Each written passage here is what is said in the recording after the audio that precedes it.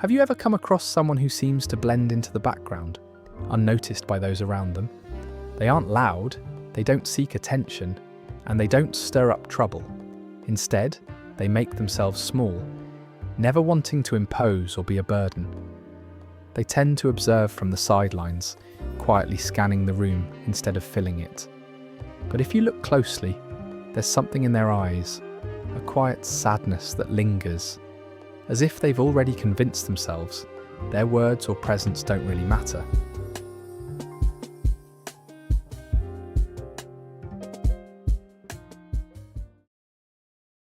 When most people think of neglect, they typically picture something obvious, like a child lacking food, shelter, or safety.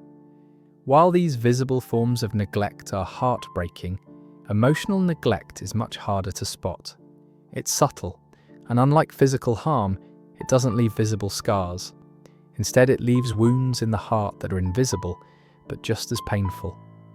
Emotional neglect occurs when a child's emotional needs are consistently ignored or dismissed. They're not comforted when they're upset, they're not encouraged to express their feelings, and they aren't reassured that they're loved and valued. While every parent may have their moments of emotional distance, it's the consistent lack of emotional presence and understanding that causes the damage. Children don't need perfect parents, but they do need to feel seen and understood most of the time. If parents are emotionally unavailable, distracted, or overwhelmed, the child learns, over time, that their feelings are unimportant.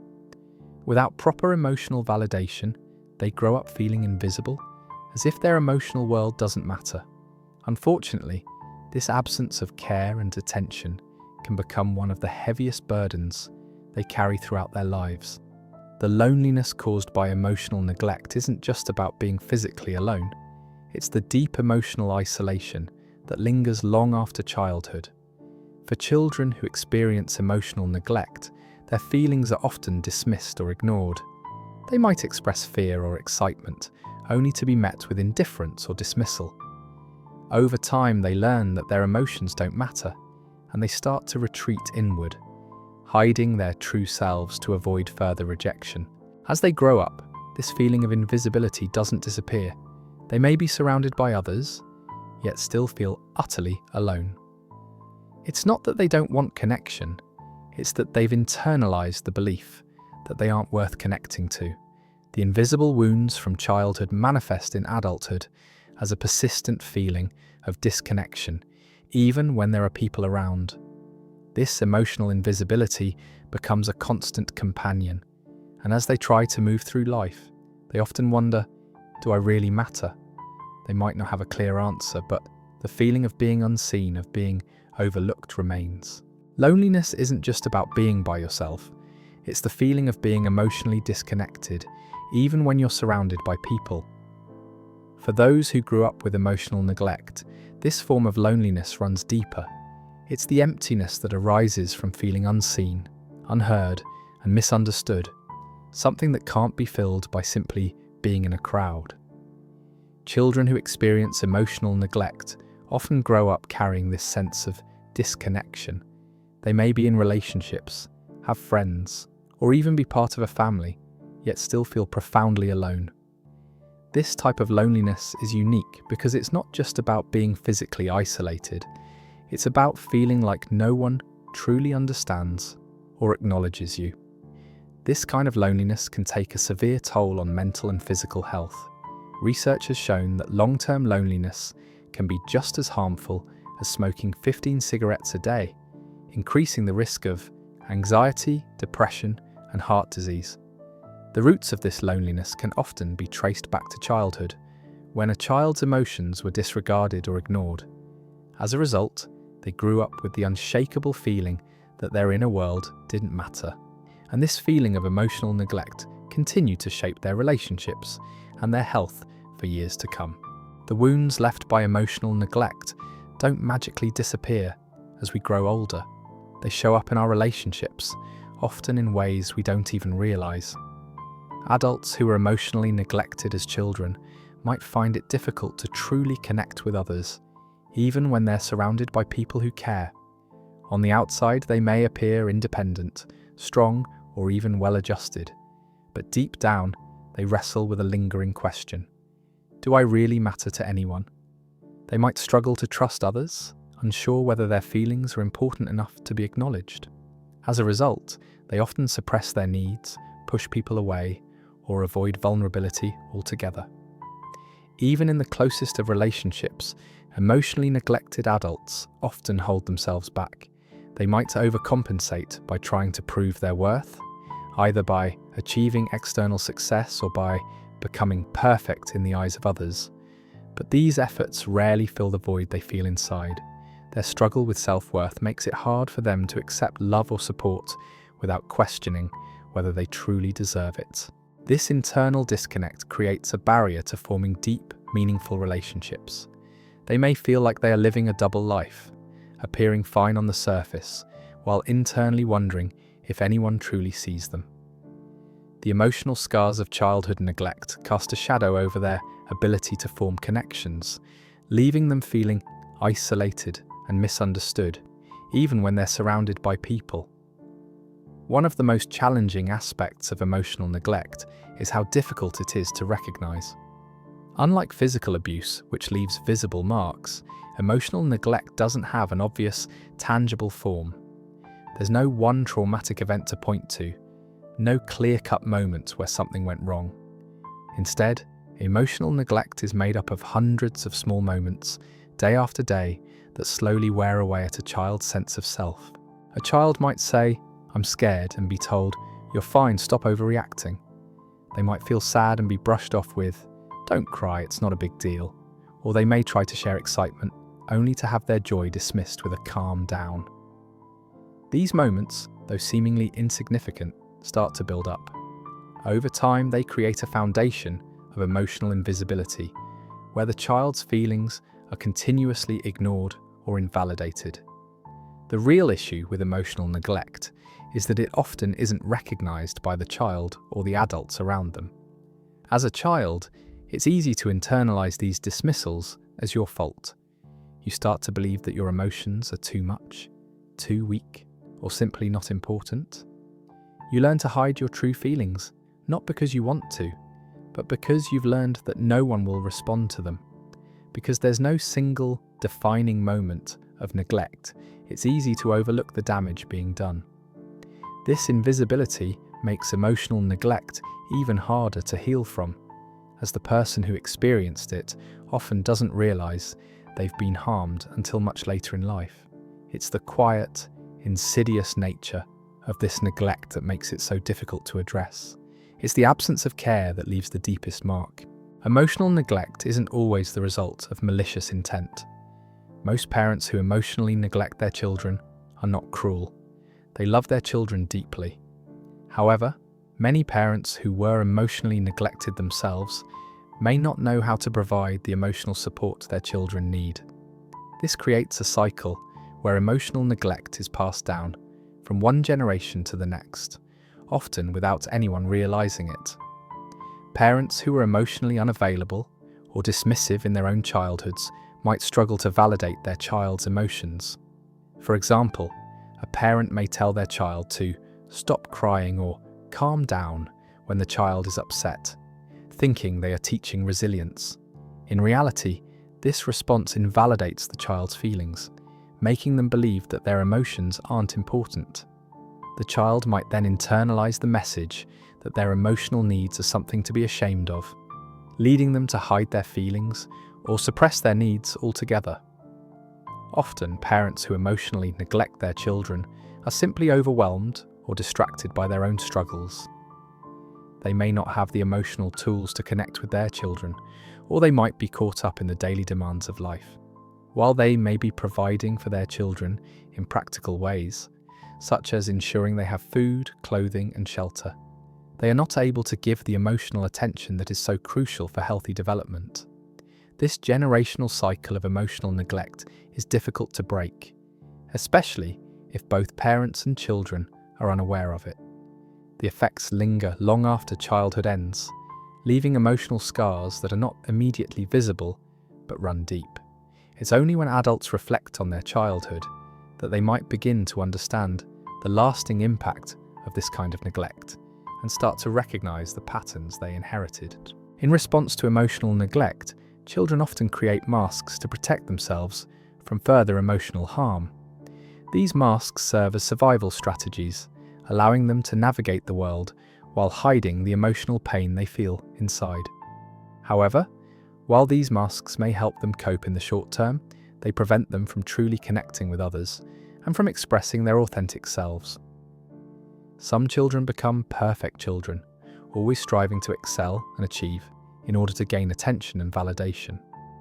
They believe that by being perfect, they will finally earn the love and approval they crave. But behind their flawless exterior, they still carry the same deep emptiness, because no amount of achievement can fill the void created by emotional neglect. Others wear the mask of invisibility. They withdraw, stay quiet, and avoid making waves. They don't want to be a burden, so they suppress their emotions and stay hidden in the background. By doing this, they try to protect themselves from the risk of rejection or being ignored. However, this constant self-silencing only reinforces their sense of emotional invisibility and keeps them disconnected from others. Then there are those who act out, becoming the rebels. These children misbehave or break the rules, not because they seek trouble, but because they're desperate for any kind of attention, even negative attention. It's better, in their eyes, to be noticed for something bad than to remain completely invisible. But just like the perfectionist or the withdrawn child, the rebel is hiding their real emotional pain beneath their actions. As these children grow into adults, their masks don't disappear, they evolve. The perfectionist might become a workaholic, constantly striving to prove their worth. The invisible one might avoid intimacy or vulnerability, fearful of being hurt again. The rebel might sabotage relationships or push people away before they get too close, anticipating abandonment. All of these behaviors stem from the same deep-rooted desire, the need to be seen, valued, and loved. But by wearing these masks, they only continue the cycle of emotional disconnection that began in childhood. One of the most enduring consequences of emotional neglect is its effect on how we view ourselves. When a child's emotional needs are overlooked, they often internalize the message that they are unworthy of attention, affection, or care. Instead of recognizing that their needs weren't met, they begin to believe that something is inherently wrong with them, that they're not enough. This belief becomes deeply ingrained over time, shaping the way they interact with the world.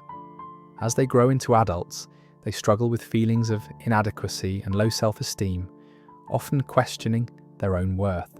They might wonder, why can't I be like everyone else? Why do I feel like something's missing, even when everything around me seems fine? The emptiness they feel isn't sadness or anger, it's a quiet, persistent absence. It's like walking through a house that's completely empty, where the rooms are there but the furniture is missing. It's an emotional void that no amount of success, validation, or external achievement can fill. These adults often find it difficult to trust their own feelings. They might feel conflicted, unable to identify or express their emotions properly. They might avoid confronting their emotional pain, suppressing it out of fear, or because they were taught that emotions aren't something to be trusted or shown. The more they try to cover up their feelings, the more they fall into a cycle of self-doubt and frustration. No matter how much they accomplish in life, it often feels hollow, as though something crucial is missing. They might feel like they're performing for the world, trying to live up to expectations, others or their own, without ever feeling like they've truly arrived at a place of fulfillment. This sense of emptiness is not caused by external circumstances. It's a result of their unmet emotional needs during childhood. They may feel unworthy of love or unable to accept themselves fully because they were never taught, as children, to acknowledge their own worth or needs.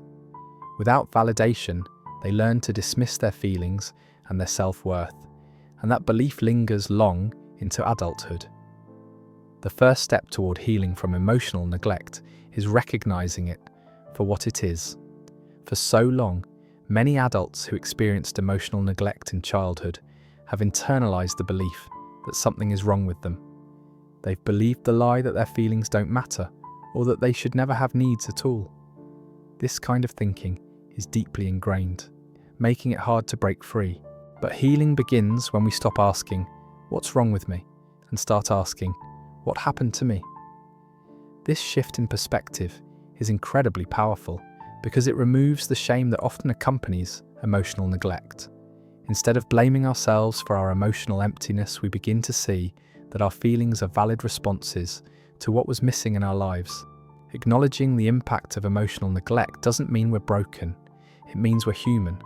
It means that the pain we feel is not proof of our defectiveness, but rather a natural result of the neglect we experienced.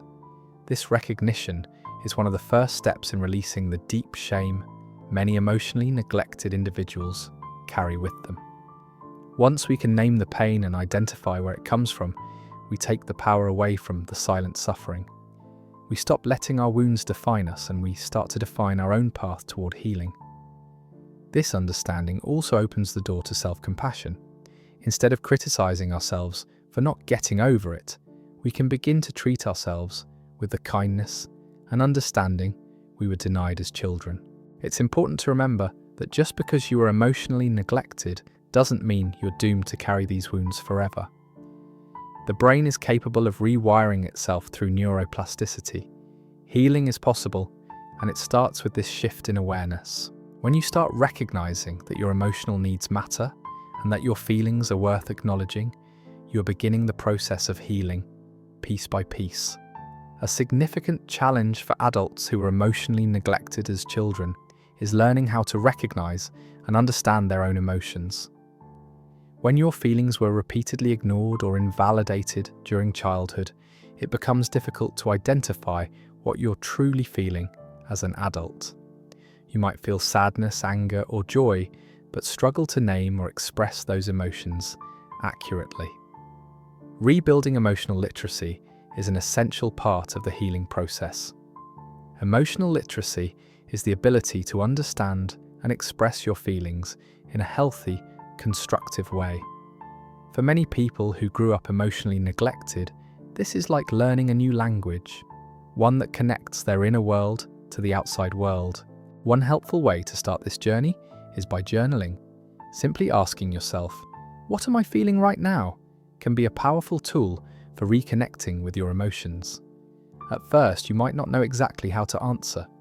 You might feel like you're reaching for something vague or intangible, but with practice, you begin to separate emotions that might have felt jumbled in the past.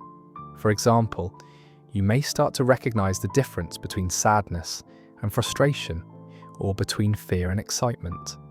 Journaling helps you tap into your emotional world by giving it space to breathe.